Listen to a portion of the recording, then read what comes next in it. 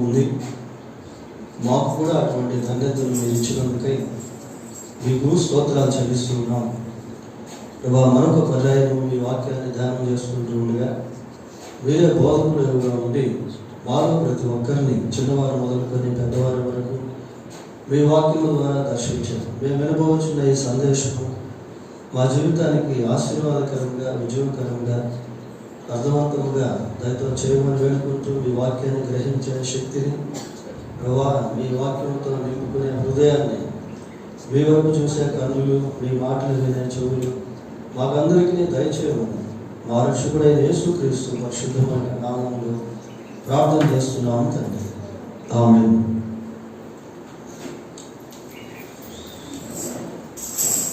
ఇంకా మన వాక్య పట్టణంలో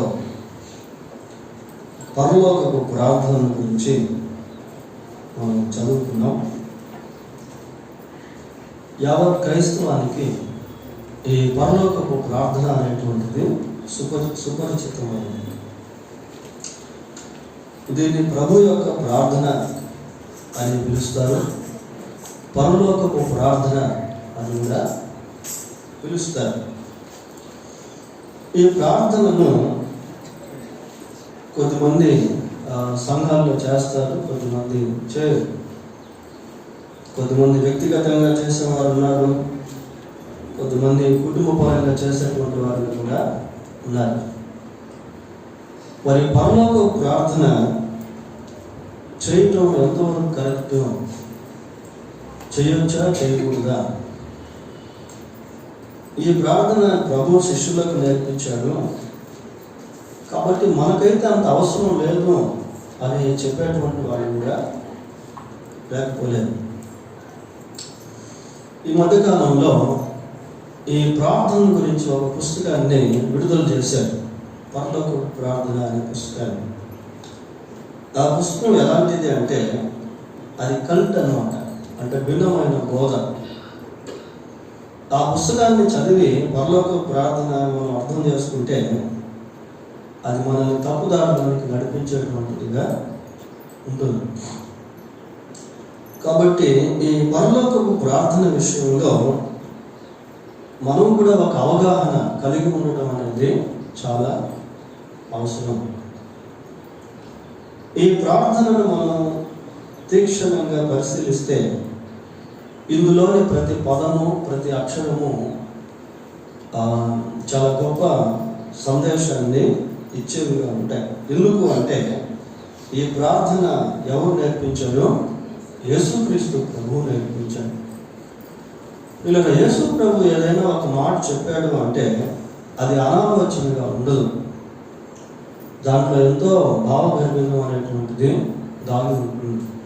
ప్రభు ఒక మాట అన్నాడు, ఏమన్నాడు అంటే ఆకాశము భూమి గతించును కానీ నా మాటలో ఒక సున్నా అయినా పుల్లు అయినా తగ్గుతుంది. అంటే ఒక్క సున్నా, ఒక పుల్లు కూడా చాలా ప్రాముఖ్యమైనది. ఎందుకు అంటే ఒక్క అక్షరము కూడా అర్థాన్ని మార్చేటువంటిదిగా ఉంటుంది. ఒక పుల్లు, ఒక సున్నా పదాన్ని, ఆ సెంటెన్స్ అంతా కూడా మార్చేటువంటిదిగా ఉంటుంది. So every letter has a power. ప్రతి అక్షరంలో శక్తి అనేటువంటిది దాగి ఉంది. మరి యేసుక్రీస్తు ప్రభు ఈ పరలోకపు ప్రార్థన అనేటువంటి దాన్ని స్వయంగా శిష్యులకు నేర్పించాడు. So every letter or word of Jesus Christ is a powerful. కనుక యేసు ప్రభు యొక్క ప్రతి మాట చాలా శక్తివంతమైనది. ప్రభు సముద్రంతో మాట్లాడితే సముద్రము సైలెంట్ అయిపోయింది. ప్రభు దయ్యాలతో మాట్లాడితే దయ్యాలు మనుషులను వదిలి వెళ్ళిపోయినాయి. ప్రభు ప్రకృతితో మాట్లాడాడు, ప్రభు వ్యాధులతో మాట్లాడాడు, రోగాలతో మాట్లాడాడు, ప్రభు చనిపోయినటువంటి వారితో కూడా మాట్లాడాడు. ఆయన ఏ సందర్భంలో మాట్లాడినా ఆ మాట ఆయన ఉద్దేశాన్ని సఫలపరిచినట్టుగా లేక నెరవేర్చినట్టుగా బైబిల్లో మనము చూస్తాం. సరే, మత్తయి సువార్త 6వ అధ్యాయం 9వ వచనం నుండి 13వ వచనం వరకు మనం గమనించినప్పుడు ఈ ప్రార్థన మనకు కనబడుతుంది. ఈ 5 వచనాల్లో ఈ ప్రార్థనను మనం డివైడ్ చేస్తే, అంటే విభాగిస్తే 7 వరుసలు అనేటువంటివి వస్తాయి. క్లియర్. ప్రతి వరుస ఎంతో ప్రాముఖ్యమైనటువంటి అంశాన్ని జ్ఞాపకం చేసేటువంటిదిగా ఉంటుంది. మరి 7 వరుసల గురించి మనం కూలంకుషంగా లేక వివరణాత్మకంగా ధ్యానించాలి అంటే at least it will take 7 hours. కనీసం 7 గంటలైనా పడుతుంది.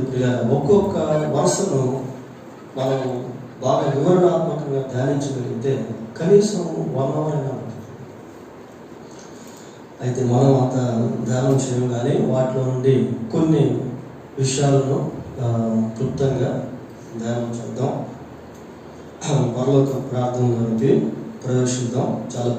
చాలా ఇంపార్టెంట్ సందేశం కనుక పిల్లలు పెద్దలు అందరూ కూడా మనసు పెట్టి వినవలసిందిగా మనం చేస్తా ఉన్నాం. దేవుడు తన సన్నిధికి వచ్చే ప్రతి ఒక్కరితో కూడా మాట్లాడతాడు. పిల్లలు దేవుడు మాట్లాడుతూ ఉన్నప్పుడు మనం ఆ మాటను గ్రహించకపోతే ఆ తర్వాత కొన్నిసార్లు మనం దేవుని మాట వినేదానికి కూడా అవకాశం ఉంటుందో లేదో మనకు తెలియదు. ఎంతోమంది లోకంలో ఆకస్మికంగా చనిపోతున్నారు. So God has given us one more time to listen to His word. మరొకసారి ఆరాధనలో దేవుడు తన వాక్యాన్ని వినేదానికి మనకు అవకాశాన్ని కల్పించాడు. దేవుని స్తోత్రాలు. సరే, 9వ వచనం చదువుకున్నాం. కాబట్టి మీరిలాగా ప్రార్థన చేయండి.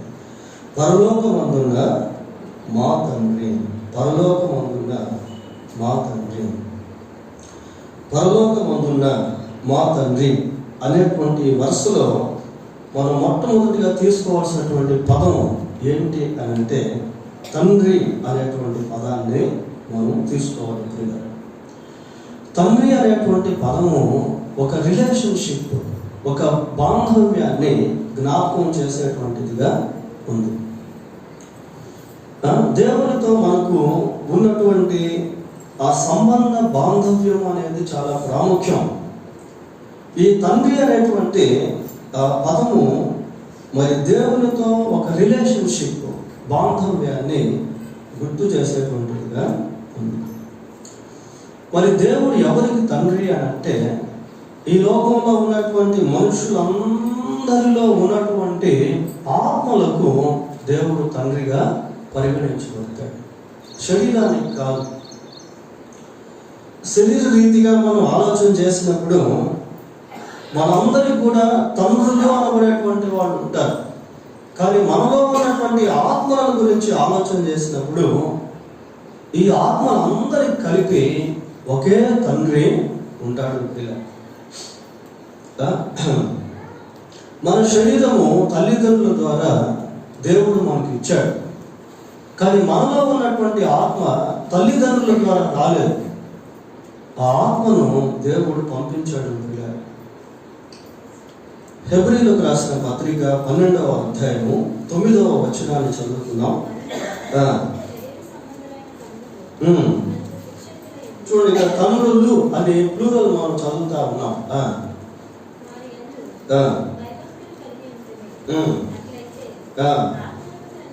చూడండి, ఇక్కడ మళ్ళీ ఏకవచనం కనిపిస్తాము. ఆత్మలు అనేటువంటిది బహువచనము, తండ్రి అనేటువంటిది ఏకవచనం. పైన మనం చదువుకున్నప్పుడు శరీర సంబంధమైన తండ్రులు అనే బహువచనాన్ని చూస్తాము. కాబట్టి శరీరానికి తండ్రులు అనేక మంది ఉన్నప్పటికీ ఆత్మలకు మాత్రం ఒకే ఒక తండ్రి ఉన్నాడు. అయితే లోకంలో ఉన్న మనుషుల ఆత్మలందరికీ కూడా దేవుడు తండ్రిగా ఉన్నప్పటికీ అందరికీ ఆ తండ్రి యొక్క రిలేషన్షిప్ అనేటువంటిది లేదు. కొద్దిమంది రాళ్లతో తండ్రి అని మాట్లాడతారు. కొద్దిమంది చెట్ల దగ్గరికి వెళ్ళి తండ్రి అని ప్రార్థన చేస్తారు. ఒకనొకప్పుడు నేను కూడా మరి యేసు ప్రభువును నా రక్షకుడిగా అంగీకరించకుండా ఉన్నటువంటి దినాల్లో ఒక విగ్రహం ఎదుట నిలబడి తండ్రి అని ప్రార్థన చేసినటువంటి సందర్భాలు అనేది నాకు తెలుసు. ఎంతో మంది మరి రాళ్ళతోనూ, చెట్లతోనూ, మనుషులతోనూ, ప్రకృతితోనూ తండ్రి అని సంబోధిస్తూ పిలుస్తారు. సో ఈ రిలేషన్షిప్ అనేటువంటిది మనం ఏర్పరచుకోవాలి. ఈ పరలోక ప్రార్థనలో మనం కూడా ప్రతి వారం చేస్తూ ఉంటాము. కానీ దాంట్లో ఉన్నటువంటి అంతరార్థం ఏంటి అనేది మనకు అర్థం కాకపోతే ఈ ప్రార్థన మనకు ఆశీర్వాదకరంగా ఉండలేదు. కాబట్టి తండ్రితో మనకు ఆ రిలేషన్షిప్ ఎప్పుడు ఏర్పడుతుంది అంటే, చూడండి ఒకసారి యోహాను సువార్త 1వ అధ్యాయము 12వ వచనం చదువు. తను ఎవరు అంగీకరించిడో వారికి అందరికీ, అనగా తన నామమునందు విశ్వాసం ఉంచిన వారికి దేవుని పిల్లలకు. చూడండి ఇక్కడ ఒక పదం, 2 పదాలు మనం చూస్తాము. దేవుని పిల్లలకు అంటే ఆ పిల్లలకు దేవుడు ఏమవుతున్నాడు? తండ్రి అవుతాడు. ఎప్పుడు ఈ రిలేషన్షిప్ అనేటువంటిది ఏర్పడుతుంది, ఈ బంధం అనేది ఎప్పుడు ఏర్పడుతుంది అంటే, యేసుక్రీస్తును మనం ఎప్పుడైతే విశ్వసిస్తామో అట్టి విశ్వాసాన్ని బట్టి దేవుడు మనకు తండ్రి గాను, మనము ఆయనకు బిడ్డలను గాను మారుతాం. అప్పుడే మన ఆత్మ నిజంగా దేవుణ్ణి తండ్రి అని పిలిచేటువంటిదిగా ఉంటుంది. అది గలతీ పత్రికలో మనం చూస్తాం. రోమా పత్రిక 8వ అధ్యాయంలో మనకు కనబడుతుంది. అబ్బా తండ్రి అని మనం మొరపెట్టుచున్నాము. కాబట్టి తండ్రిలో ఈ బాంధవ్యం అనేటువంటిది ప్రతి ఒక్కరూ కలిగి ఉండకపోతే వారు నిజంగా దేవునికి పిల్లలుగా ఉండలేరు. ఒకవేళ ప్రార్థన అయితే చేయొచ్చేమో, కానీ యేసుక్రీస్తునందు విశ్వాసం ఉంచకుండా, దేవుని కుమారుడుగా కుమార్తెగా మారకుండా ఈ ప్రార్థన చేయటంలో అర్థం అనేటువంటిది లేదు. ఇంకా ఈ వరుసలో మనం ఏం చూస్తున్నామంటే, పరలోకమందున్న నా తండ్రి, పరలోకమందున్న మా తండ్రి. ఈ మా అనేటువంటి అక్షరం కూడా చాలా ఇంపార్టెంట్. ఈ మా అనేటువంటి అక్షరము ఏకవచనమా బహువచనమా? బహువచనమా. చూడండి ఒక అక్షరం ఎంత అర్థాన్ని ఇస్తుందో. పరలోకమందున్న మా తండ్రి. మా అంటే ఎందరైతే యేసుక్రీస్తునందు విశ్వాసం ఉంచుతారో వారందరికీ కూడా ఆ రిలేషన్షిప్ అనేటువంటిది ఏర్పడుతుంది. దేవుని తలంపు ఉద్దేశం ఏంటి అంటే, అందరూ కూడా దేవుని బిడ్డలుగా మారాలి అనేది. అందుకే యేసుక్రీస్తు ప్రభువు అందరి కొరకు సిలువలో మరణించాడు. అందరి కొరకు యేసు ప్రభువు సిలువలో తన రక్తాన్ని చిందించాడు. ప్రియులారా, జీసస్ డైడ్ ఫర్ ఆల్. కాబట్టి అందరికి కూడా యేసు ప్రభు ద్వారా దేవునితో ఈ సంబంధాన్ని ఏర్పాటు చేసుకునేటువంటి అవకాశం ఉంది. పరలోకమందున్న మా తండ్రి. మరి తండ్రి ఎక్కడున్నాడంట? పరలోకం. We have a future hope of heaven. ప్రియులారా, ఆరాధించేటువంటి దేవుడు ఎక్కడున్నాడో అనేటువంటిది బయలుపరచబడుట అనేది ఒక గొప్ప mystery. It is the greatest mystery to reveal where the Lord or our God is there. పిల్లల దేవుడు ఎక్కడున్నాడు లేక తండ్రి ఎక్కడున్నాడు అనేటువంటి దాన్ని బైబిల్లో చాలా చక్కగా దేవుడు బయలుపరచు. పరలోకము అంటే ఈ లోకము కానటువంటి లోకము. పరదేశి అని మనం అంటాం. పరదేశి అంటే ఈ దేశానికి సంబంధించిన వ్యక్తి కాడు, పరాయి దేశానికి సంబంధించిన వాడు. పరలోకము అంటే ఈ లోకానికి సంబంధించినది కాదు, అది మరొక లోకము. ఇక పరలోకం గురించి చెప్పాలంటే చాలా విషయాలు బైబిల్లో మనకు కనబడతాయి. కనుక ఈ మొదటి వరుసలో మనం ఏం చూస్తున్నాము అంటే ఒక రిలేషన్షిప్ అనేటువంటిది కనబడుతూ ఉంది. ఆ బాంధవ్యాన్ని ఏ విధంగా ఏర్పాటు చేసుకోవాలి అనేది కనబడుతూ ఉంది. ఈ పరలోకం అనేటువంటిది ఒక నిరీక్షణను కలుగు చేస్తాం. నీతిమంతులు తమ తండ్రి పరలోక రాజ్యంలో సూర్యుని వలె తేజరిల్లును. One day or the other, after our deportation, we will go to heaven. ఈ లోకాన్ని విడిచిన తర్వాత ఒకరోజు మనం పరలోకానికి వెళ్ళబోతున్నాం. ప్రియులారా, ఎవరైనా విశ్వాసులు సేవకులు చనిపోతే ఆ వర్ధంతి కార్డుల మీద ఏమని వేస్తారంటే పరలోకపు పిలుపు అని వేస్తారు. So we have a hope of haven. సరే, రెండవ వర్స్ చూద్దాం. రెండవ వర్స్ ఏంటి? నీ నామము పరిశుద్ధపరచబడును కాక. నీ నామము పరిశుద్ధపరచబడును కాక. ఇక్కడ పైనేమో మా తండ్రి అని చదివాము, కిందకు వచ్చేసరికి మీ అనే పదం లేదు. ఏమనుంది? నీ అని. నీ అనే ఈ నీ అనేటువంటి అక్షరము ఏకవచనం. ఇది దేన్ని జ్ఞాపకం చేస్తుంది అంటే దేవుడు ఒక్కడే అనేది జ్ఞాపకం చేస్తుంది. God is only one. యాకోబు 1:19 అంటాడు, దేవుడు ఒక్కడే అని నీవు నమ్ముచున్నావు, దయ్యములను నమ్మి వణుకుచున్నవి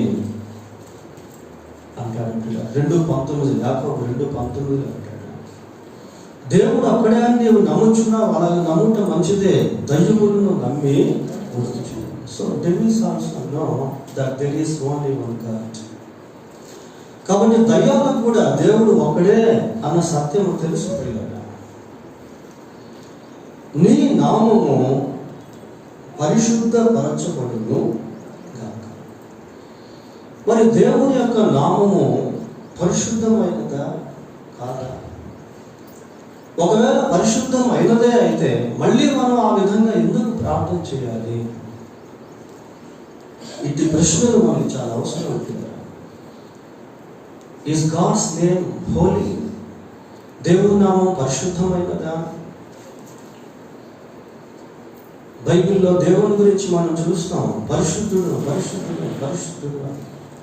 మరి ఆయన నామము పరిశుద్ధమైనదేనా? లూకా సువార్త 2వ అధ్యాయం 1వ అధ్యాయము 49వ వచనం చదువు.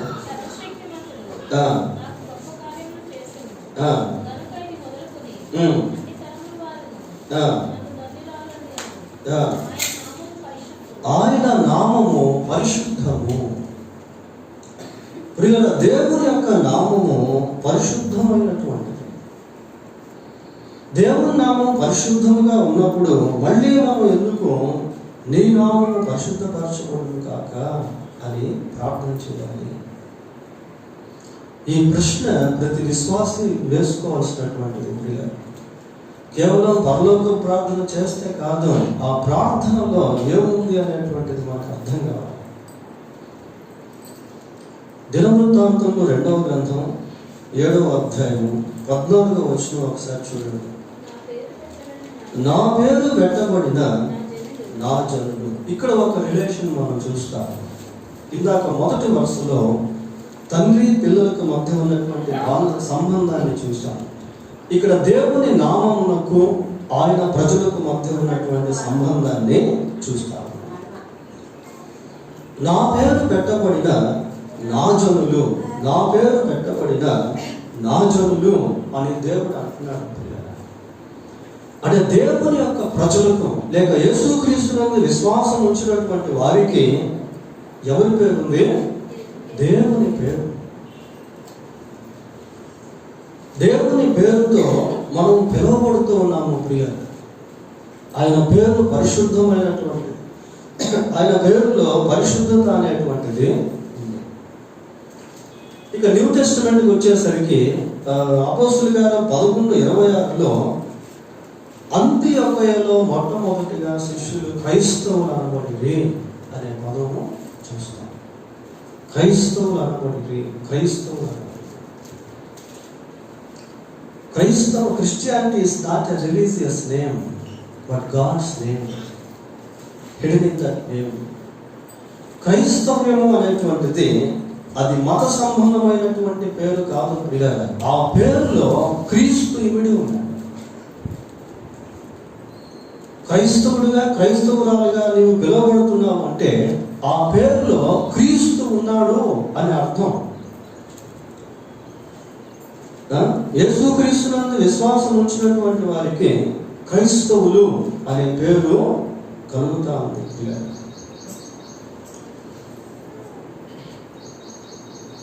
నీ నామము పరిశుద్ధ పరచబడును కాక. ఈ పరిశుద్ధ పరచబడును అనేటువంటిది ప్యాసివ్ వాయిస్. ప్యాసివ్ వాయిస్ అంటే ఇంకొకరి ప్రమేయం ద్వారా జరగాల్సినటువంటి పని. యాక్టివ్ వాయిస్ అంటే మనం సొంతగా చేసేది. ప్యాసివ్ వాయిస్ అంటే ఇంకొకరి ద్వారా జరిగేటువంటి. నీ నామము పరిశుద్ధ పరచబడును గాక అంటే దేవుని నామం పరిశుద్ధమైనదే, కానీ అది మన ద్వారా పరిశుద్ధ పరచబడాలి. ఆ నామం మనకు పెట్టబడింది కనుక ఆ నామము మన ద్వారా పరిశుద్ధ పరచబడుతూ. దీంట్లో నేర్చుకోవాల్సినటువంటి పాఠం ఏంటి అంటే, మనం దేవునికి ఇష్టకరంగా జీవిస్తూ ఉన్నప్పుడు దేవుని యొక్క నామం మహింపరచబడతా ఉంటాం. మనం దేవునికి వ్యతిరేకంగా జీవిస్తూ ఉన్నప్పుడు దేవుని నామము దూషించబడతా ఉంటాం. ఆ నామం కొరకైనా మనం భారం కలిగి జీవించాలి. యెహెజ్కేలు గ్రంథం 36వ అధ్యాయము. యెహెజ్కేలు గ్రంథం 36వ అధ్యాయము 20వ వచనం చదువుకుందాం. 20-21. వారు అంటే ఇశ్రాయేలు ప్రజలు వారు తాము వెళ్ళిన స్థలముల్లోనే జనుల యొద్ద చేరగా ఆ జనులు అంటే అన్యులు ప్రియులారా. ఆ అన్యులు ఇశ్రాయేలు గురించి మాట్లాడుతూ ఉన్నారు. ఏమంటున్నారు?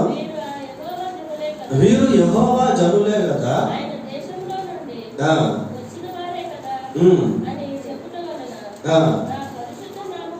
నా పరిశుద్ధ నామమునకు దూషణ కలుగుటకు ఇశ్రాయేలీయులు కారకులైరి. నా పరిశుద్ధ నామము అని దేవుడు అంటున్నాడు పిల్లలు. ఇందాక మరి అనేది దేవుడి నామం పరిశుద్ధము అని, కానీ ఇప్పుడు దేవుడే సాక్షాత్తుగా మాట్లాడుతున్నాడు తన నామం గురించి. ఏమంటున్నాడు? నా పరిశుద్ధ నామమునకు దూషణ కలుగుటకు ఇశ్రాయేలీయులు కారకులయ్యారు. కాబట్టి కాగా ఇశ్రాయేలీయులు పోయిన ఎల్ల చోట అంటే ప్రతి చోట నా పరిశుద్ధ నామమునకు దూషణ కలుగగా నేను చూచి నా నామము విషయమై చింతపడితే. God is offending. దేవుడు దుఃఖపడుతూ ఉన్నాడు. దేవుడు చింతిస్తూ ఉన్నాడు. దేవుడు బాధపడుతూ ఉన్నాడు. ఎందుకు అంటే ఆయన పరిశుద్ధమైనటువంటి నామము ఇశ్రాయేలీయులను బట్టి దూషించబడుతున్న సమయంలో దేవుడు చింతిస్తా ఉన్నాడు. ఈ మాటలు మనల్ని తట్టి లేపాలి ప్రియులారా. ఒకవేళ మనం అన్యుల వద్ద దేవునికి విరోధంగా జీవిస్తూ ఉన్నప్పుడు సహజంగా అన్యులు ఏమంటారో తెలుసా? మనతో పాటు దేవుని కూడా నిందిస్తారు. ఇదేనా మీ దేవుడు మీకు నేర్పించింది? ఇదేనా మీరు బైబిల్లో చదివేది? ఇదేనా మీరు చర్చికి వెళ్ళి నేర్చుకునేది అంటారు. కొన్నిసార్లు ఆ పదాలు చాలా ఆశ్చర్యాన్ని కలిగిస్తాయి. అరే, మనం విరోధంగా మనం పాప సంబంధంగా జీవిస్తే ఈ ప్రజలు దేవుని గురించి ఎందుకు మాట్లాడుతున్నారు? దానికి దీనికి సంబంధాలు ఏంటి? ఇక్కడ ప్రజలు అదే అనుకుంటున్నారు పిల్లరా. ఇశ్రాయేలుతో గురించి మాట్లాడవచ్చు కదా, కానీ ఇశ్రాయేలు విషయంలో ఏమంటారంటే యెహోవా అనే పదాన్ని వాడుతున్నారు. యెహోవా అనే పదాన్ని వాడుతున్నారు. సమూయేలు రెండవ గ్రంథం 12వ అధ్యాయము. సమూయేలు 2వ గ్రంథం 12వ అధ్యాయము 14వ వచనం చదువుతాం. అయితే ఈ కార్యము వలన, ఏ కార్యము? బత్షెబా విషయంలో జరిగినటువంటి కార్యము, ఊరియా విషయంలో జరిగినటువంటి కార్యము, ఈ కార్యము వలన యెహోవాను దూషించుటకు ఆయన శత్రువులకు నీవు గొప్ప హేతువు కలుగజేశావు. నీవు చేసినటువంటి కార్యాన్ని బట్టి శత్రువులు దేవుని నామమును దూషించేటువంటి వారిగా మారారు. ఇలా దావీదు ఆ రీతిగా చేస్తే దేవుని నామం ఎందుకు దూషించబడాలి? దేవుడు తప్పు చేయలేదు కదా. కానీ దావీదుకు దేవుని నామము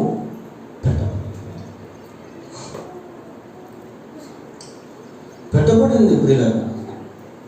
కాబట్టి శత్రువులు దావీదును గురించి, లేక దేవునికి శత్రువులుగా పిలువబడేటువంటి వాళ్ళు దావీదును బట్టి ఆయన నామమును దూషించేటువంటి వారిగా ఉన్నారు. ఇశ్రాయేలును బట్టి అన్యులు దేవుని నామమును దూషించేటువంటి వారిగా ఉన్నారు. What about us? మన గురించి ఎంత? మరి మనల్ని బట్టి దేవుని నామం ఎక్కడైనా దూషించబడుతుందా?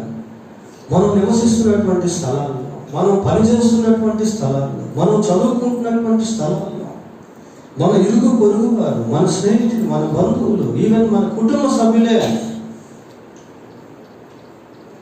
ఇలా దేవుణ్ణి ఎక్కడైనా దూషిస్తున్నారా? మనల్ని బట్టి దేవుని నామం ఎక్కడైనా దూషించబడుతుందా? మనల్ని బట్టి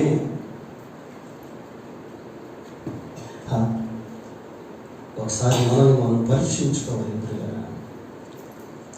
మనుషుల మధ్య దేవుని కొరకు జీవించాలి. మనుషుల మధ్య దేవుని కొరకు జీవిస్తూ ఈ ప్రార్థన చేస్తే ఇది నీకు బ్లెస్సింగ్గా ఉంటుంది. మత్తయి 5:16, మత్తయి సువార్త 5వ అధ్యాయం. మనుషులు మీ సత్క్రియలను చూచి పరలోకమందున్న మీ తండ్రిని, ఇక్కడ కూడా రిలేషన్షిప్ మనం చూస్తాం. పరలోకమందున్న మీ తండ్రి, మనుషులు మీ సత్క్రియలను చూచి పరలోకమందున్న మీ తండ్రిని మహిమపరచునట్లు వారి ఎదుట మీ వెలుగు ప్రకాశింప. సత్క్రియలు, మంచి కార్యాలు, వాక్యానుసారమైనటువంటి క్రియలు, వాక్యానుసారమైనటువంటి మాటలు, వాక్యానుసారమైనటువంటి జీవితము అన్యులు దేవుణ్ణి మహిమపరిచేదానికి దారి తీస్తుంది. మనుష్యులు మీ సత్క్రియలను చూచి పరలోకమందున్న మీ తండ్రిని మహిమపరచినట్లు. వీళ్ళు ఎంత మంచి క్రైస్తవులు! అబద్ధం ఆడరు, బూతులాడరు, దొంగతనాలు చేయరు అని అంటే దేవుడు ఎంత సంతోషిస్తాడో, దేవుని నామం ఎంతగా మహిమపరచబడుతుందో. మళ్ళీ మనం ఇక్కడ ఏమంటున్నామంటే, నీ నామము పరిశుద్ధపరచబడును గాక. ఈ గాక అనేటువంటి 2 అక్షరాల పదాన్ని సహజంగా ఎప్పుడు వాడతాం తెలుసా? ఎప్పుడు మనం ఈ పదాన్ని వాడతాము అంటే, ఫర్ ఎగ్జాంపుల్ ఎవరైనా పిల్లల్ని చూసి పెద్దలు అంటారు, మే గాడ్ బ్లెస్ యు నాన్న అంటారు. దేవుడు నిన్ను ఆశీర్వదించును గాక అంటారు. దేవుడు నీకు దీర్ఘాయువు దయచేయను గాక అంటారు.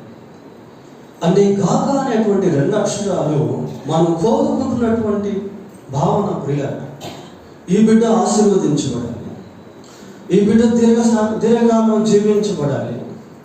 So there is a desire behind the word, behind the couple of letters. ఆ 2 అక్షరాల వెనుక ఒక కోరిక అనేటువంటిది కనబడుతుంది. ఏంటి అంటే, వీళ్ళు ఇలాగా ఉండాలి. We have that kind of desire. It's good. ప్రియులారా, మనం ఆ గాక అనడంలో మనకు ఆ కోరిక అనేటువంటిది ఉంది, మంచిదే. బట్ హౌ ఇట్ పర్ఫార్మ్స్, అయితే అది ఎలా నెరవేరుతాం, అది ఇంపార్టెంట్. నీ నామము పరిశుద్ధపరచబడును గాక. ప్రియులారా, మనుషుల ఎదుట దేవుని కొరకు జీవిస్తే మనుషులు దేవుని మహిమపరిచేవారుగా ఉంటారు. దేవుడు పరిశుద్ధుడు అన్న సత్యం ప్రజలకు ఎప్పుడు అర్థం అవుతుంది అంటే దేవుని యొక్క గుణ లక్షణాలు మనలో కనబడినప్పుడు. నేను పరిశుద్ధుడనై ఉన్నాను కనుక మీరు పరిశుద్ధులై సమస్త ప్రవర్తన అంతటి పరిశుద్ధుడిగా అలా పరిశుద్ధతలో జీవిస్తూ ఉన్నప్పుడు పరిశుద్ధుడైనటువంటి దేవుని యొక్క నామం మనల్ని బట్టి పరిశుద్ధపరచబడతా. సరే, 3వ వరుసకు వద్దాం. 3వ వరుస ఏంటి? 4 వరుసలు చెప్తారు, మిగతా 3 సాయంత్రం దేవుని చెప్తారు. 3వ వరుస ఏంటి? నీ రాజ్యము వచ్చును కాక. నీ రాజ్యము వచ్చును కాక. The Kingdom of God, the Kingdom of God, దేవుని రాజ్యము. మరి దేవునికి రాజ్యం లేదా? దేవుడు రాజు కాడా? పిల్లల, దేవుడు రాజే. ఆయన సర్వభూమికి రాజై ఉన్నాడు. దేవునికి ఒక రాజ్యం అనేటువంటిది ఉంది. ఈ లోకంలో ఎన్నో రాజ్యాలు వచ్చాయి, అన్నీ గతించిపోయినాయి. కానీ దేవుని యొక్క రాజ్యం ఎలాంటిది అంటే it will be for ever and ever. It is for ever and ever. అది యుగ యుగాలు ఉండేటువంటిది, శాశ్వతమైనది. 145వ కీర్తన 13వ వచనం. 145వ కీర్తన 13వ వచనం.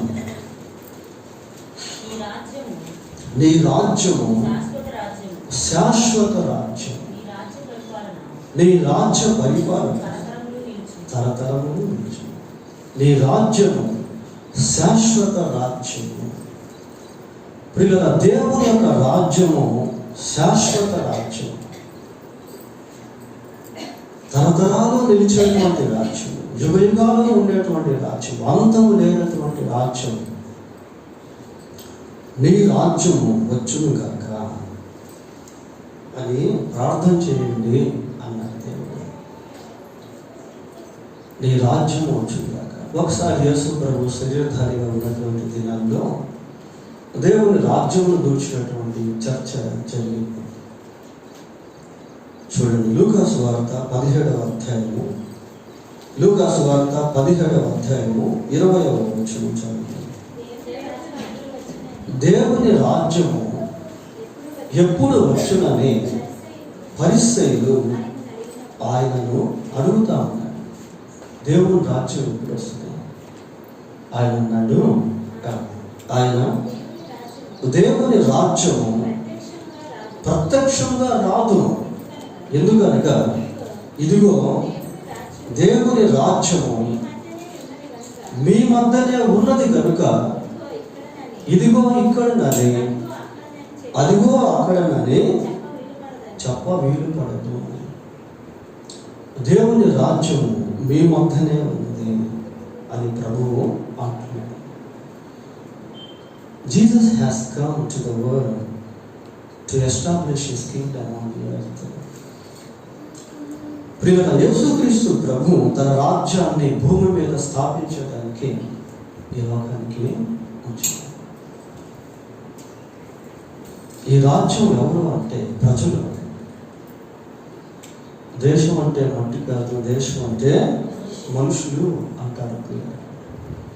రాజ్యము అంటే కనిపించేటువంటి స్తంభాలు కాదు, సింహాసనం కాదు.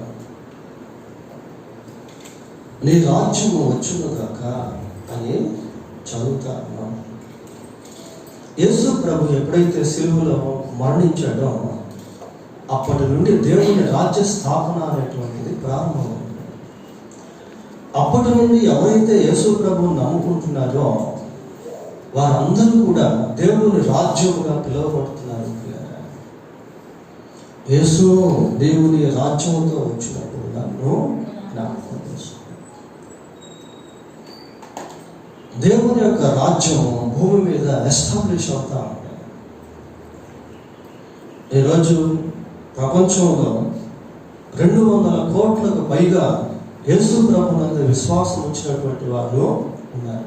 వాళ్ళంతా దేవుని రాజ్యమే.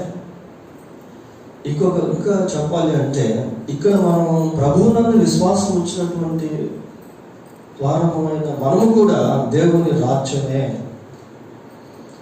ఒకసారి యేసు ప్రభు శరీరధారిగా ఉన్నటువంటి దినాల్లో సైతాన్ ఏం చేస్తాడంటే ప్రభువును ఒక ఎత్తైన ప్రదేశానికి తీసుకెళ్ళి భూలోక రాజ్యాలు అన్నిటిని కూడా ఒక్క నిమిషంలో చూపించేమన్నాడు తెలుసా? చూడండి, లూకాసు వార్త 4వ అధ్యాయము, లూకాసు వార్త 4వ అధ్యాయము 5-6 వచనాలు చదువుకుందాం. అప్పుడు అపవాది ఆయనను తీసుకొని పోయి భూలోక రాజ్యములన్నిటినీ ఒక్క నిమిషములో ఆయనకు చూపించాడు. భూలోక రాజ్యాలు అన్నింటినీ కూడా చూపించాడు. ఈ అధికారం అంతయు ఈ రాజ్యముల మహిమయు నీకు. అంటే అర్థం ఏంటి? ఈ రాజ్యముల మహిమ నీకు ఇస్తాను అంటే ఆ రాజ్యముల మహిమ ఎవరి దగ్గర ఉంది? సైతాను దగ్గర ఉంది. సైతాను దగ్గర రాజ్యాలు ఉన్నాయి. రాజ్యాలు అనేటువంటిది ఇక్కడ ప్లూరల్. ఇప్పటికీ ఎన్నో రాజ్యాలు వచ్చాయి, గతించాయి. ఐగుప్తు సామ్రాజ్యం వచ్చింది, అది గతించిపోయింది. బబులోను సామ్రాజ్యం వచ్చింది, అది కూడా గతించిపోయింది. మాదియా పారసీక సామ్రాజ్యం వచ్చింది, అది కూడా గతించిపోయింది. గ్రీక్ సామ్రాజ్యం వచ్చింది, అది కూడా గతించిపోయింది. రోమా సామ్రాజ్యం వచ్చింది, అది కూడా గతించిపోయింది. ఇప్పుడు అనేక సామ్రాజ్యాలు ఉన్నాయి. ఈ రాజ్యాలన్నీ ఎవరి వశంలో ఉన్నాయి అంటే అపవాది యొక్క వశంలో ఉన్నాయి.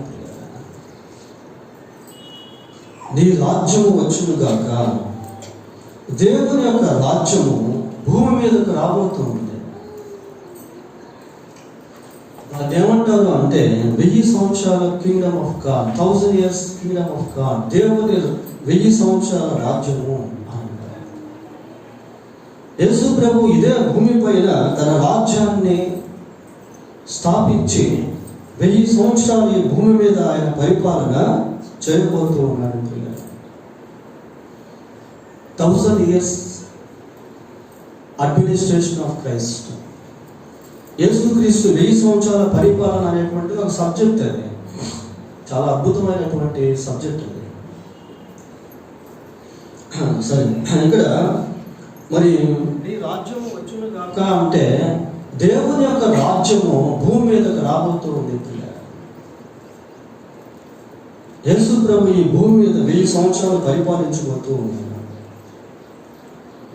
ప్రభువు పరిపాలించేటువంటి ఆ రాజ్యముల గురించి ప్రకటన గ్రంథం 20వ అధ్యాయంలో మనకు కనబడుతుంది. 1000 సంవత్సరాల గురించి, ఇంకా వాటికి సంబంధించినటువంటి క్లూస్, సూచనలు బైబిల్లో అక్కడక్కడ చెప్పబడుతూ వచ్చాయి.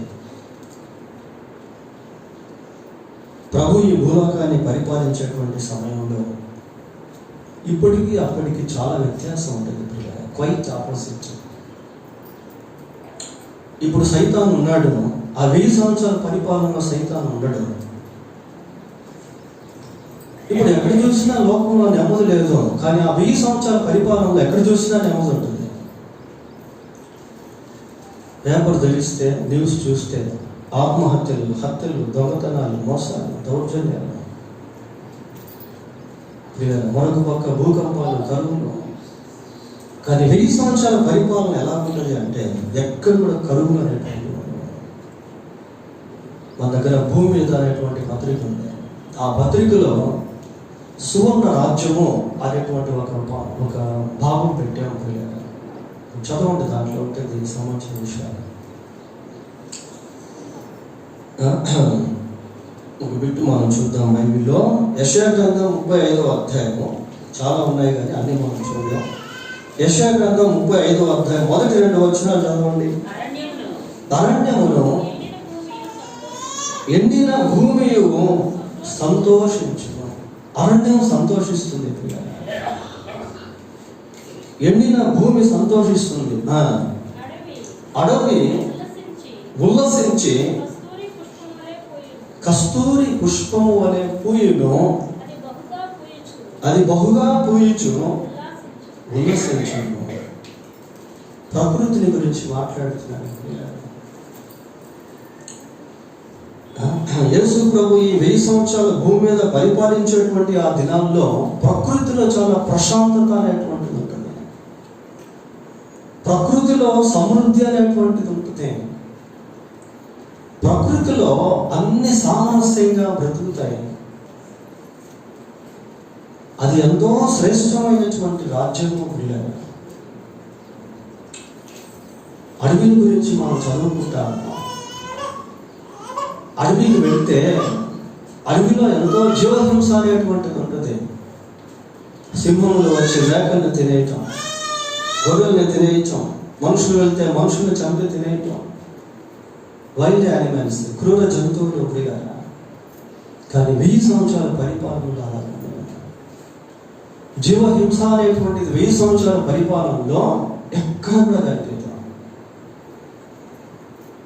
యెషయా గ్రంథం 11వ అధ్యాయము 6వ వచనం చదువుదాం. 11వ అధ్యాయం 6వ వచనం. తోడేలు గొర్రెపిల్ల యొద్ద వాసము చేయు. పిల్లరా, ఇప్పుడు అది జరుగుతుందా? లేదు. తోడేళ్లకు గొర్రెపిల్లలకు అస్సలు పడదు. తోడేళ్ళు గొర్రెపిల్లలు కనిపిస్తే ఏం చేస్తాయంటే అమాంతంగా పైపడి వాటిని చంపి తినేస్తాయి. కానీ అప్పుడు అలా ఉండదు. చిరుత పులి మేక పిల్ల యొద్ద పండుకొని, చిరుత పులి మేక పిల్ల యొద్ద పండుకుంటుంది. మీరు డిస్కవరీ ఛానల్ చూస్తే, జియోగ్రఫికల్ ఛానల్స్ చూస్తే, ఈ వైల్డ్ యానిమల్స్, క్రూర జంతువులు మేకల్ని వాటిని చీల్చి చండాడుతాయి, జింకల్ని. కానీ 1000 సంవత్సరాల పరిపాలనలో చిరుత పులి ఎక్కడ పండుకుంటుంది? మేక పిల్లల దగ్గరే పండుకుంటాను. కానీ మేక పిల్లకి ఎక్కడ హాని చేయట్లేదు. తోడేళ్ళు కొదమ సింహమును బాలుడు వాటిని త్రోలును. చిన్నపిల్లలు సింహముల దగ్గర, తోడేళ్ల దగ్గర, నాగుపాముల దగ్గర ఆడుకుంటా ఉంటారు పిల్లలు. అవి ఏమాత్రం హాని అనేటువంటివి చేయవు.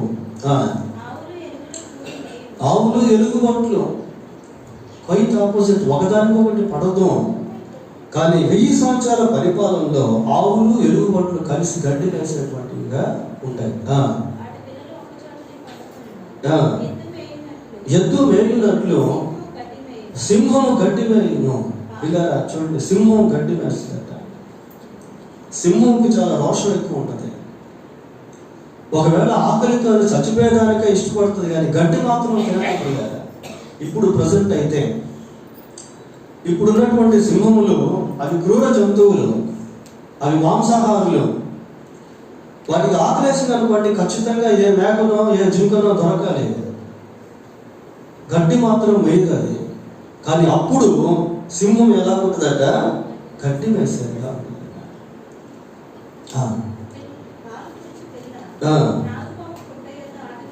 పాలు తాగేటువంటి పిల్లలు ప్రియారు. పాలు తాగే పిల్లలు ఎంతమంది ఎంతుంటారు? చిన్న చిన్న పిల్లలు. వాళ్ళు ఎక్కడ ఆడుకుంటారట? నాగుపాముల పుట్టల దగ్గర ఆడుకుంటా ఉంటారు.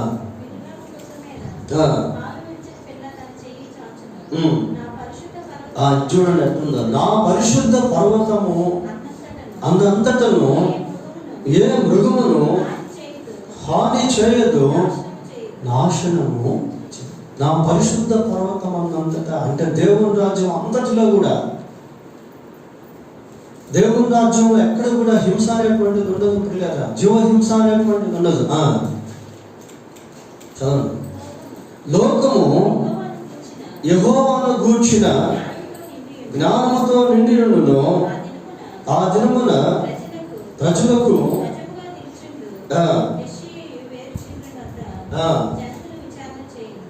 చాలు. ఇంకా ఇలాంటివి చెప్పుకుంటూ పోతే చాలా వస్తాయి.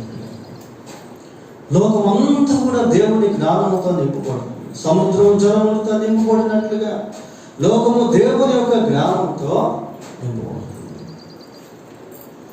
అప్పుడు ప్రభువు యెరూషలేములో తన సింహాసనాన్ని స్థాపించి వేసుకొని ఈ భూమిని పరిపాలిస్తాడు. యెరూషలేము తోడని ఒట్టు పెట్టుకునవద్దు, అది మహారాజు పట్టణం. అది యెరూషలేము ప్రభు యొక్క రాజధానిగా, ప్రపంచానికి ఒకే పరిపాలకుడు యేసుక్రీస్తు ప్రభు. నీ రాజ్యము వచ్చునుగాక. అదే ఇంకొక వరుస మనం ధ్యానించుకుందాం. ఇంకొక వరుస ఏంటి? 4వ వరుస, నీ చిత్తము పరలోకమందు నెరవేర్చున్నట్లు భూమి యందును నెరవేరునుగాక. నీ చిత్తము పరలోకమందు నెరవేర్చున్నట్లు భూమి యందును నెరవేరునుగాక. ఇక్కడ 2 లోకాలను మనం చూస్తున్నాం ప్రియులారా. ఒకటి పరలోకము, 2 భూలోకము. పరలోకం అనగానే మనందరి మనస్సుల్లో తిరిగే వాళ్ళు ఎవరు అంటే దేవదూతలు. దేవదూతల యొక్క నివాస స్థలము పరలోకం. బైబిల్లో దేవదూతల గురించి ఆలోచన చేసినప్పుడు they are different kinds of angels. వివిధ రకాల దేవదూతలు మనకు కనబడతారు. కెరూబు జాతికి సంబంధించిన దేవదూతలు. ఆ కెరూబు జాతిలో నుంచే లూసిఫర్ సాతానుడు రావడం జరిగింది. ఈ విషయం మనకు యెహెజ్కేలు గ్రంథం 28వ అధ్యాయంలో కనబడుతుంది. తర్వాత శరాపులు వీళ్ళు మనకు యెషయా గ్రంథం 6వ అధ్యాయంలో కనబడతారు. మహాదూతులు అని పిలువబడ్డారు. కెరూబులు ఎంతమంది ఉన్నారో బైబిల్లో చెప్పబడలేదు. శరాపులు మహాదూతులు ఎంతమంది ఉన్నారో అది కూడా బైబిల్లో చెప్పబడలేదు. ప్రియులారా, వారి కౌంటింగ్ మనకు తెలియదు. తర్వాత సైనిక దళము, వీళ్ళు మనకు లూకా సువార్త 2వ అధ్యాయం 13వ వచనంలో కనిపిస్తారు. పరలోక సైన్య సమూహము అని, ఆర్మీ ఆఫ్ గాడ్. అంత చాలా పవర్ఫుల్ ప్రియులారా. ఏంజెల్స్ సామాన్యులు కాదు. ఒకసారి దేవుడు ఏంజెల్ని పంపించాడు శత్రువు మీద యుద్ధం చేసినానికి. ఒక రాత్రి ఆ దేవదూత తన ఖడ్గంతో ఎంతమందిని ఛేదించాడు తెలుసా? దాదాపు 1,80,000 మంది చనిపోయారు ఒకే ఒక రాత్రి. సైనిక దళము ప్రియారు. ఇంకా దేవదూతుల గురించి మనం బైబిల్లో చదువుతాం. ఆయన సన్నిధి దూతలు ప్రకటన గ్రంథం 8వ అధ్యాయంలో కనిపిస్తారు. తర్వాత దేవుని ఉగ్రతాకాలంలో పాత్రలు కుమ్మరించేటువంటి వాడు దేవుని దూతలే. బోరులు ఊదేటువంటి వాడు దేవుని దూతలే. మిఖాయేలు గురించి బైబిల్లో మనం చదువుతాం. మిఖాయేలు సైన్యాధిపతి. గాబ్రియేలు గురించి బైబిల్లో మనం చూస్తాం. గాబ్రియేలు వార్తావాహనుడు. ప్రకటన 5వ అధ్యాయానికి వస్తే దేవుని ఆరాధిస్తున్నటువంటి దూతలు కనిపిస్తారు. వారి సంఖ్య కోట్ల కొలదిగా ఉండెను అని యోహాను రాస్తాడు. పరలోకంలో ఎన్ని కోట్ల మంది దేవదూతలు ఉన్నారో మనకు తెలియదు ప్రియులారా. But God is all in heaven. అటువంటి పరలోకంలో దేవుడు ఎలా ఉంటాడో తెలుసా? చూడండి ఒకసారి 89వ కీర్తన 17వ వచనం. 89వ కీర్తన 7వ వచనం. పరిశుద్ధ దూతల సభలో ఆయన మిక్కిలి భీకరుడు. అన్ని కోట్ల మంది దేవదూతల మధ్య దేవుడు ఎలా ఉన్నాడట? భీకరుడుగా కూడా కాదు, మిక్కిలి భీకరుడట ప్రియులారా. మరి దేవుడు ఎంత ఉన్నతమైన వాడో చూడండి. అత్యున్నతమైన సింహాసనం దేవుడు ఆసీనుడై ఉంటాడు. మహాదూతలుగా పిలువబడేటువంటి వారు రెక్కలతో ముఖాలను కప్పేసుకుంటా ఉంటారు. దేవుని ఎదుట నిలవలేకపోతున్నారు. They are unable to stand in the presence of God. పరలోకంలో దేవుడు ఏది చెప్తే అది ఖచ్చితంగా జరిగి తీరుతుంది ప్రియులారా. నీ చిత్తము పరలోకమందు నెరవేరుచున్నట్లు. పరలోకంలో దేవుడు ఏది చెప్తే అది జరగాల్సిందే, దానికి తిరుగులేదు. పరలోకంలో విడిచి కొంచెం కిందకు వచ్చామనుకోండి, మనకు అంతరిక్షం కనిపిస్తుంది. ఈ అంతరిక్షంలో కొన్ని కోట్ల సంఖ్యలో నక్షత్రాలు, పరలోకంలో కోట్ల సంఖ్యలో దేవదూతలు అయితే అంతరిక్షంలో కోట్ల కొలది నక్షత్రాలు ఉంటాయి. ఇంకా అంతరిక్షంలో అనేకమైనటువంటి మనం చూస్తాం, ఇలా నక్షత్రాలు ఉన్నాయి, గాలి, గ్రహాలు, ఉపగ్రహాలు, బ్లాక్ హోల్స్, మంచు, వర్షము, హిమము, ప్రకృతి సంబంధమైనటువంటి ఇవన్నీ కూడా దేవునికి లోపడతా ఉన్నాయి. గాలి దేవునికి లోపడతాం, వర్షం దేవునికి లోపడతాం, సూర్యుడు దేవునికి లోపడుతున్నాడు. 19వ కీర్తన 1వ వచనం చదవండి. 19వ కీర్తన, ఆకాశములు దేవుని మహిమను వివరించుచున్నవి, అంతరిక్షము ఆయన చేతి పనిని ప్రచురపరుచుచున్నది. ప్రియుల, అంతరిక్షం దేవుని మహిమపరుస్తాం, ప్రచురపరుస్తాం. ఆకాశము దేవుని మహిమను వివరిస్తాం. Heavenly bodies. ఇప్పుడు అంతరిక్షాన్ని, ఆకాశాన్ని దాటి భూమి మీదకి వచ్చామనుకోండి, భూమి మీద మనకు కనిపించేటువంటి ఏంటి అంటే విశాలమైనటువంటి సముద్రము. ఈ భూగోళంలో 25% భూమి ఉంటుంది, 75% సముద్రం ఉంటుంది. ఈ సముద్రం దేవుని చిత్తాన్ని ఏ విధంగా నెరవేరుస్తుందో తెలుసా? చూడండి ఒకసారి ఇర్మియా గ్రంథం 5వ అధ్యాయం 22వ వచనాన్ని వద్దాం. 5:22. సముద్రము దాట లేకుండానట్లు దాని తరంగములు ఎంత పొర్లినను అవి ప్రబలలేకయు, ఎంత ఘోషించినను దాన్ని దాటలేకయు ఉండునట్లు నిత్య నిర్ణయము చేత దానికి ఇసుకను సరిహద్దుగా నియమించిన పిల్లల దేవుడు మాట్లాడుతా ఉన్నాడు. దేవుడు సముద్రం గురించి మాట్లాడుతూ ఉన్నాడు. సముద్రానికి చుట్టూ ఏం వేశాడట? ఇసుక వేశాడట. సముద్రానికి చుట్టూ ఇసుక వేశాడు. There is no another boundary around the sea. సముద్రానికి చుట్టూ ఇసుక తప్ప వేరొక హద్దు అనేటువంటిది లేదు. ఇది మన కంటికి కనిపించేటువంటి దృశ్యము. మనం సముద్ర ప్రాంతాలకు వెళ్ళినప్పుడు ఆ సముద్ర ప్రాంతంలో సముద్రం చుట్టూ మనకేం కనిపిస్తుంది? ఇసుక కనిపిస్తూ ఉంటుంది. సముద్ర తరంగాలు ఎలా పొందుతాయి? కొన్నిసార్లు తాటి చెట్టు అంతా ఎత్తులోకి వస్తూ ఉంటాయి. సముద్రాన్ని మనం గమనించినప్పుడు అలలు ఎలా వస్తాయంటే బహు భయంకరంగా, భీకరంగా అలాగే వచ్చేస్తూ ఉంటాయి అమాంతంగా. ఎక్కడో బయలుదేరినటువంటి అలలు అమాంతంగా అంత ఎత్తులో వచ్చి వచ్చి వచ్చి వచ్చి లాస్ట్కి వచ్చేసరికి ఏమైపోతుందంటే మళ్ళీ వెనక్కి తిరిగి వెళ్ళిపోతూ ఉంటుంది. ప్రియులారా, చుట్టూ ఉండేది ఇసుకే. మరి మనం భూగోళాన్ని గురించి ఆలోచన చేసినట్లయితే భూమిని గురించి, భూమి కంటే సముద్రం ఎత్తులో ఉంటుంది. కాబట్టి అది రొటేట్ అవుతున్న సమయంలో సముద్రంలో ఉన్నటువంటి నీళ్లు భూమి మీదకి వచ్చేసేయాలి, కానీ భూమి మీదకి మాత్రం రాదు. ఎందుకు రాదు అంటే దేవుడు దానికి ఏం చేశాడు? ఇసుకను సరిహద్దుగా పెట్టాడు. దాన్ని దాటి రాకూడదు. అది అంటే అంత విశాలమైనటువంటి సముద్రము దేవునికి ఎంతగా లోపడుతుందో చూడండి.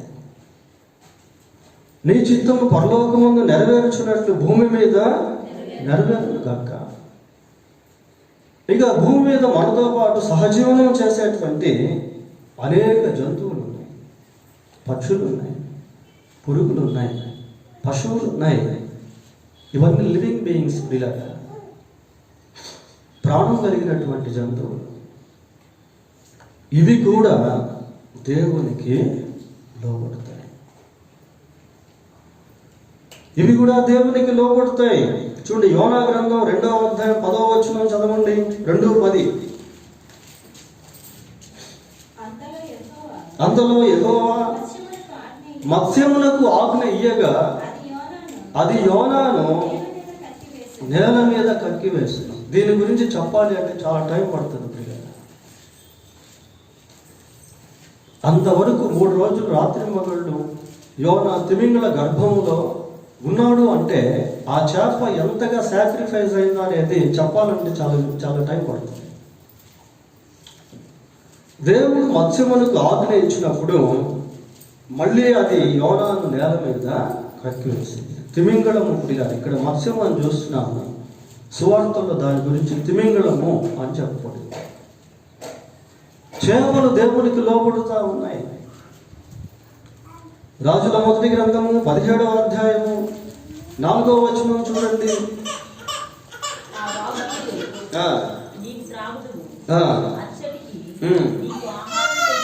నీకు ఆహారము తెచ్చినట్లు నేను కాకోలమునకు ఆజ్ఞాపించితినని. చాలు. కాకులకు దేవుడు ఆజ్ఞాపిస్తున్నాడు తన సేవకుడైనటువంటి ఏలియాకి ఆహారాన్ని తీసుకెళ్ళు అని. కాకి బుద్ధి మనకు తెలుసు కదా. పిల్లల చేతుల్లో ఏదైనా ఉంటే కొన్నిసార్లు కాకులు ఏం చేస్తాయి, అమాంతంగా వాటిని లాక్కొని వెళ్ళిపోతూ ఉంటాయి. అలాంటి కాకుల యొక్క త్యాగం చూడండి ఇక్కడ ఎలాగుందో. ఉదయం సాయంత్రం రొట్టె మాంసం తీసుకొచ్చి ఏలియాకి వేసి వెళ్తా ఉన్నాయి. ఎంతగా దేవునికి లోబడ్డాడు. దానియేలు గ్రంథం 6వ అధ్యాయం 22వ వచనం పిల్లరా. దానియేలు గ్రంథం 6వ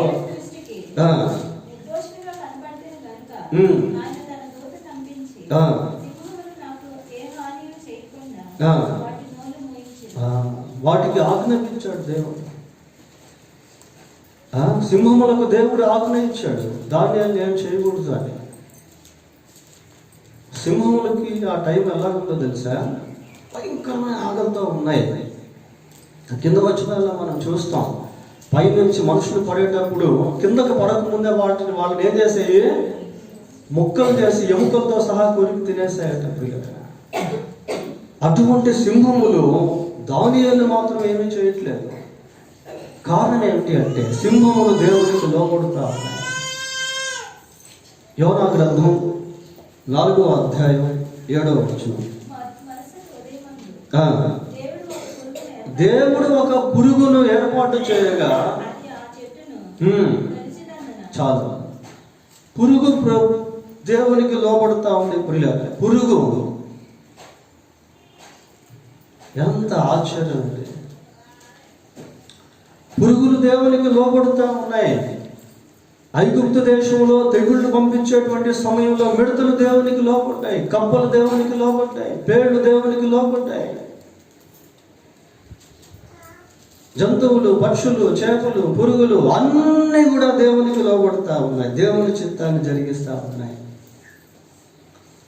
మరి భూమి మీద కూడా దేవుని చిత్తం జరుగుతూ ఉన్నప్పుడు మళ్ళీ మనం ఎందుకు ప్రార్థన చేయాలి? పరలోకమందు నీ చిత్తము నెరవేర్చున్నట్లు భూమి మీదను నెరవేరును గాక. Why we should pray? ఎందుకు ప్రార్థన చేయాలి అంటే దేవుని యొక్క చిత్తము పక్షుల్లో నెరవేర్చబడుతూ ఉంది, జంతువుల్లో నెరవేర్చబడుతూ ఉంది, పశువుల్లో నెరవేర్చబడుతూ ఉంది. కానీ నెరవేర్చబడినటువంటిది ఎక్కడ అంటే మనుష్యుల్లో. మనుష్యుల్లో దేవుని యొక్క చిత్తం నెరవేర్చబడటం లేదు. దేవుడు అంటున్నాడు విగ్రహారాధన చేయబాకండి అని. మనుషులు విగ్రహారాధన చేస్తారు. నీ తల్లిదండ్రులను సన్మానించు అని పిల్లలను అంటున్నాడు. పిల్లలు తల్లిదండ్రులపై తిరుగుబాటు చేసేవారుగా ఉన్నారు, తల్లిదండ్రులకు లోబడినటువంటి వారుగా ఉన్నారు, తల్లిదండ్రుల దగ్గర దొంగతనం చేసేటువంటి వారుగా, వాళ్ళనే మోసం చేసేటువంటి వారుగా, వాళ్ళనే ద్రోహం చేసేటువంటి వారుగా తయారయ్యారు. వ్యభిచారం చేయొద్దు అంటున్నాడు దేవుడు, మనుషులు చేస్తా ఉన్నారు. నరహత్య చేయొద్దు అంటున్నాడు దేవుడు, మనుషులు నరహత్యలు చేస్తా ఉన్నారు. దొంగతనాలు చేయొద్దు అంటున్నాడు దేవుడు, దొంగతనాలు చేస్తున్నారు మనుషులు. పిల్లరా, ఒక మనిషి విషయానికి వచ్చేసరికి ఇక్కడ దేవుని చిత్తం నెరవేరుతాం లేదు. వాట్ అబౌట్ us, మన గురించి ఏంటి? ప్రార్థన చేస్తున్నటువంటి మనము దేవుని చిత్తాన్ని నెరవేర్చే వారంగా ఉన్నామా? What is the will of God? అసలు దేవుని చిత్తం ఏంటి అనే ప్రశ్నకి బైబిల్లో చాలా జవాబులు కనిపిస్తాయి. షార్ట్గా 3 మాత్రం చూసి ముగిద్దాం. మొట్టమొదటిది యోహాను సువార్త 6వ అధ్యాయం 40వ వచనం. 6వ అధ్యాయం 40వ వచనం. కుమారుని చూచి ఆయనందు విశ్వాసం ఉంచు ప్రతివాడు నిత్య జీవము పొందుటయే నా తండ్రి చిత్తము. దేవుని చిత్తం ఏంటి అంటే ప్రతి వ్యక్తి యేసుక్రీస్తు నుండి విశ్వాసం ఉంచి నిత్య జీవం పొందాలి. That is the major will of God towards human beings. మానవుల పట్ల దేవుని ప్రధాన కోరిక అది. ప్రియులారా, ఈ నిత్య జీవం పొందకుండా ఉంటే ఈ ప్రార్థన నీకు చేయొచ్చేమో కానీ అది ఆశీర్వాదకరంగా అయితే ఉండకపోవచ్చు. నీ చిత్తము పరలోకమందు నెరవేర్చున్నట్లు భూమి మీదను నెరవేరుగాక. భూమి మీద అంటే భూమి మీద ఆల్రెడీ నెరవేరుతూ ఉంది. సముద్రం నెరవేరుస్తుంది, పశువులు నెరవేరుస్తూ ఉన్నాయి. ఎక్కడ అంటే మనుషుల్లో నెరవేరటం లేదు. పిల్లలు, ఒకవేళ ఈ వాక్యం ఇచ్చినటువంటి మనలో ఎవరైనా ఇంకా రక్షణ పొందకపోతే ఇంకా నీ జీవితంలో దేవుని చిత్తం జరగలేదు అని అర్థం. నువ్వు ఇంకా మారు మనసు పొందకుండా ఉన్నట్లయితే నీ జీవితంలో దేవుని చిత్తాన్ని ఇంకా నువ్వు జరిగించలేదు అని అర్థం. ఎన్నో సందేశాలు వింటున్నావు, కానీ పశ్చాత్తాపం వచ్చిందా? గ్రహింపు వచ్చిందా? నిత్య జీవం పొందకపోతే 1000 సంవత్సరాల పరిపాలనలో కూడా ఉండలేవు. దేవుని రాజ్యంలోనికి కూడా ప్రవేశించలేము.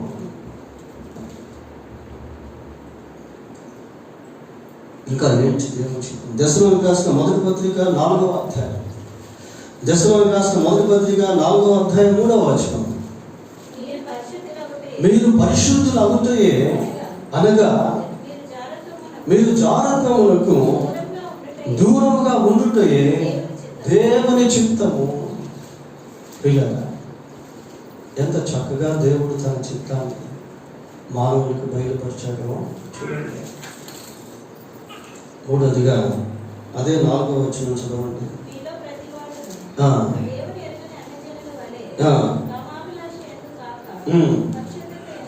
పరిశుద్ధత యందును ఘనత యందును తన ఘటమును ఎట్లు కాపాడుకొనవలెనో అది ఎరిగి ఉండుటయే దేవుని చిత్తము.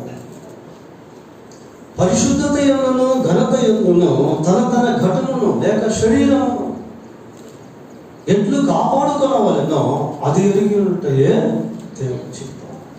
చివరిగా యోహాను రాసిన మొదటి పత్రిక 2వ అధ్యాయము 16-17 వచనాలు. యోహాను రాసిన మొదటి పత్రిక 2వ అధ్యాయము 16-17 వచనాలు. లోకంలో ఉన్నదంతయు అనగా శరీరాశయు, నేత్రాశయు, జీవపు డమ్మమును అవి తండ్రి వలన పుట్టినవి కావు. లోకములో దాని ఆశయును గతించిపోవచ్చున్నవి, కానీ దేవుని చిత్తమును జరిగించువాడు నిరంతరం. ఇంకా దేవుని చిత్తం గురించి ఎన్నో విషయాలు బైబిల్లో చూడవచ్చు. నీ చిత్తము పరలోకమందు నెరవేర్చున్నట్లు భూమి యందు నెరవేరుగాక. కనుక ఈ ప్రార్థనలో ఎంతో అంతరార్థాలు ఉన్నాయి అన్న విషయాన్ని మనం జ్ఞాపకం చేసుకోవాలి. దేవుడు తన వాక్యాన్ని దీవించినాక దేవుని చిత్తం అయితే ఇందులో మిగిలి ఉన్నటువంటి 3 విషయాలు, 3 వరుసలు సాయంత్రకాల సందేశంలో ధ్యానం చేద్దాం. పార్ట్ 2 ప్రార్థన చేసుకుందాం. కృపగలిగిన మా తండ్రి, పరిశుద్ధులైన మా దేవా, మీకు వందనాలు, స్తోత్రాలు. మీరు నేర్పిన పరలోకపు ప్రార్థనలో దాగి ఉన్నటువంటి సత్యాలను బట్టి మీకు స్తోత్రాలు చెల్లిస్తున్నాం. ధ్యానించిన ఈ సందేశము విన్న మాకందరికీ ఆశీర్వాదకరంగా చేయండి.